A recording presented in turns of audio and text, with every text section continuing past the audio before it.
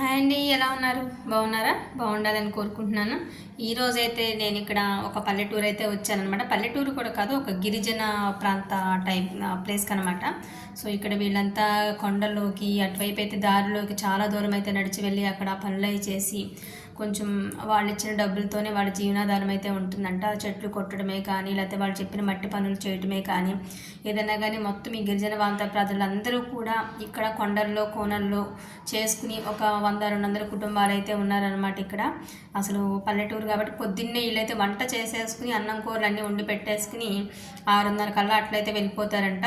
So అందరూ ప్రతి ఒక్కళ్ళు కట్టెలు పోయి పెట్టుకుని చక్కగా అన్నం బియ్యం కడిగి పెట్టుకుని నీళ్లు కాసుకుని పిల్లలకి చేసుకుంటూ అట్లయితే ఉన్నారు.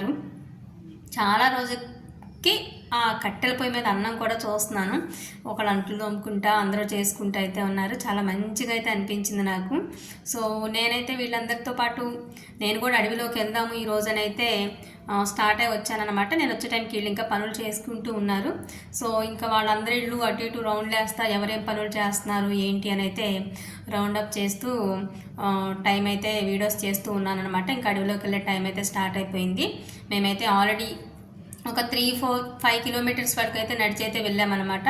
వాళ్ళు ఉన్న ఆ ప్రాంతం నుంచి వాళ్ళు పనిచేసే దాంట్లోకి వెళ్ళటానికి లైఫ్లో ఫస్ట్ టైం అడవిలోకి ఎంట్రీ ఇవ్వటం అనమాట. రోడ్డు పక్కన ఎప్పుడన్నా చూడటమే తప్ప ఎన్ని వీడియోస్ చేసినా ఈరోజు నా లైఫ్లో నేనైతే అడవిలో కాలు పెట్టాను అనేదో ఒక ప్రౌడ్నెస్ అండ్ ఒక తెలియని ఒక వైబ్రేషన్స్ అనమాట. కంగారు భయం ఆల్ మిక్స్ అయిపోయి అయితే ఉన్నాయి. అడుగులు కూడా తడబడుతూ ఉన్నాయి. కానీ కొన్ని వందల మంది అట్లా వస్తూ ఉన్నారు. ఎవరి ప్లేస్కి అయితే వాళ్ళు వెళ్ళి ఒక్కొక్క ప్లేస్లో ఒక 10-15 నెంబర్స్ని అయితే వాళ్ళు పురమాయించి పనులు చెప్తూ ఉంటారంట. వీళ్ళు రోజు చేసుకుంటారు కాబట్టి ఎవరు ఏ ప్లేస్లో పని చేసుకోవాలో ఆ ప్లేస్లకి అయితే వాళ్ళు వెళ్ళిపోయి వాళ్ళ పనులు చేసుకుంటూ ఉన్నారు. బట్ అవన్నీ నేనైతే ఇంకా ప్రతి ఒక్కరిని అందరినీ నేను కవర్ చేయలేను కాబట్టి ఓవరాల్గా ఒక గ్రూప్తో మాత్రం నేను వెళ్ళాను అనమాట. వచ్చేటప్పుడు దారి తప్పుతానో ఏమవుతానో కంగారు భయం కూడా చాలా అనిపించింది. చాలా లోపలికి వెళ్ళిపోయాం. ఆల్మోస్ట్ ఇంకా నీరసం కూడా వచ్చేసింది నాకు. అక్కడ ఇదివరకు పులులు కూడా బాగా ఉండేయంట. ఆ పులులు వస్తాయి అని చెప్పేసి ఒక మనిషి అచ్చంగా అక్కడ టపాకాయలు బాంబులు వేస్తూ కూర్చున్నాడు.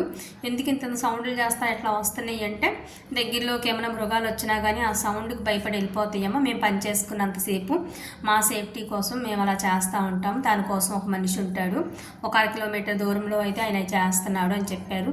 ఈలోపు వీళ్ళకి ఏమైనా వాటర్ అయితే ఇంటి దగ్గర తెచ్చుకోవటం లేకపోతే ఈ కొలంలో అంట తాగటం. ఇక్కడ కొన్ని జంతువులు కూడా వచ్చి ఆ కొలంలోనే వాటర్ తాగుతాయి అనమాట.